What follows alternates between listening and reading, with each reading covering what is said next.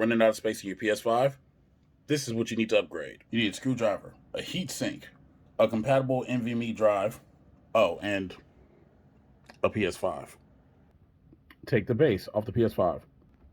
Put the screw back in the base. Lay it down and take the top off. I took off both sides just to be safe. Use a screwdriver. Take this off. Prep your SSD. Find the length of your SSD before you install. You know it's correct when it stands up like this, and you can push it down. Attach the heatsink to your SSD.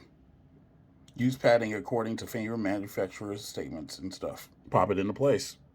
Move the stand in as needed. Apply the pressure. Power it while it's naked.